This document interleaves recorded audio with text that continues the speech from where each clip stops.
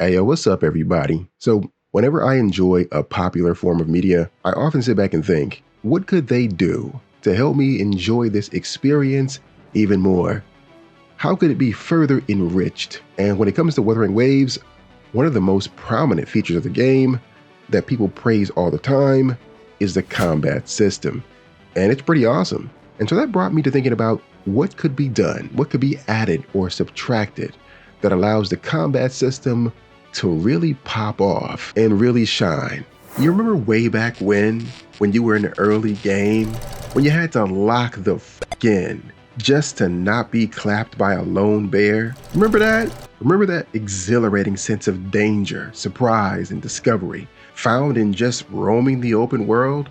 The first time you saw an old dilapidated car transform into into a dilapidated car beast? Remember that? Well, that feeling doesn't have to be a thing of the past. What I'm saying is, with a few tweaks and changes, all that could be back. One way of reintroducing surprise and discovery to an open world is pretty easy, and that is to stop broadcasting everything. I know, crazy, right? Just stop telling us everything. When I first started the game, I wasn't told that a car would just unfold in front of me. It just happened. I wasn't told that we would fight a certain boss at a certain time. I just found them. Every monster, boss, and hidden weapon, concealed cosmetic doesn't need to be announced. Some stuff you just need to be able to find. Save a little something, you know what I mean? Imagine going into a cavern and a piece of the stone turns into a giant rock golem, or you stumbling upon what appears to be a deceased soldier that is reincarnated into a tacit Discord humanoid creature. I think that would be pretty dope. But even if this was perfectly executed, all of this would fall a little bit flat if there's no real sense of danger. So how could they inject that feeling back into the game? That sensation of not knowing when you just might get clapped. That feeling of us wanting to come back and get our one after being dusted. Well, let's talk about that part too.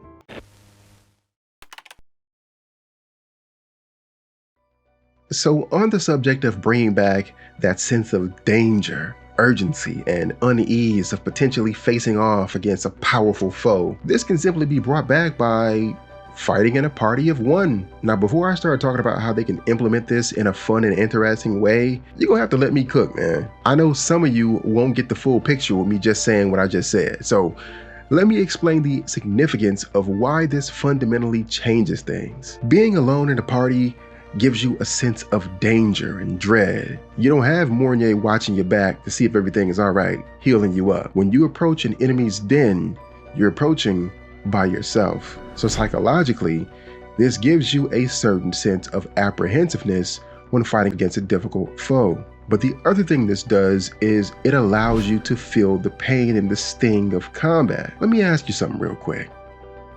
When's the last time you used a buffing item? When's the last time you used an HP potion? Or in Wuthering Waves terms, an energy bag? When's the last time you used one of these?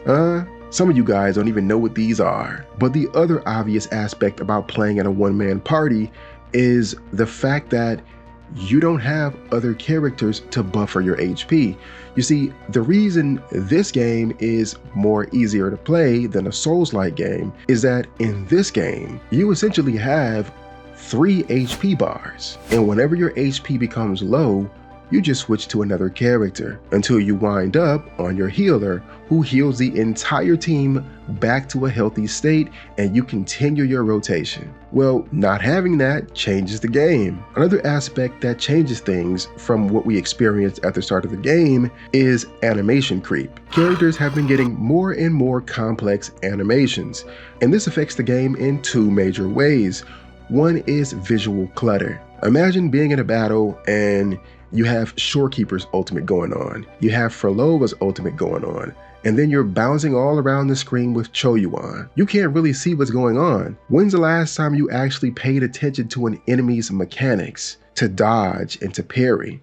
When's the last time you intentionally parried an enemy? All these animations, while beautiful, and I do love them, but it does take away from the intensity of actually having to pay attention in a battle. And when we first started this game, we didn't have so many characters that moved around with this level of freedom and liberation. But this also has the effect of having floaty characters, which makes the combat easier because you can just ignore mechanics, on top of the visual clutter that makes it difficult to pay attention to the mechanics anyway. In this hypothetical game mode, how will using one character be rewarded? One way of doing this is having another echo set. An echo set called, let's say, Lemmy Solo. Using Lemmy Solo gives you buffs every time you dodge and parry an enemy. And if this is made to work with any character, it'll just buff all your stats. Maybe some characters scale with HP, defense, attack, no problem.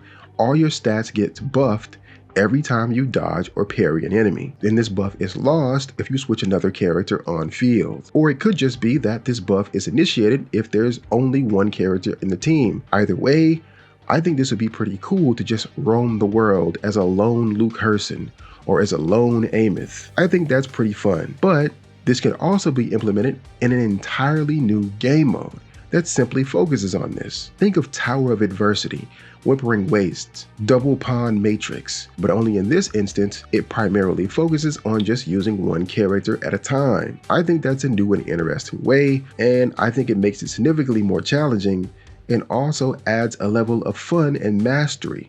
Mastery not only of the enemies you're facing off against, but it also allows you to gain a new level of mastery of the characters you play. I would say that my level of mastery of playing a character like Chun-Li is much higher than some of the newer characters, mainly because you kind of had to get a mastery when you played that character early game. The way bosses or enemies could just knock you out of your skill, how you had to time your attacks just perfect to be able to parry. But what say you, fam? Are y'all feeling it? What do you guys think of this potential game mode or echo set? What do you think about one-man parties? Or anything I said in this video? I'm looking forward to reading your thoughts in the comments down below.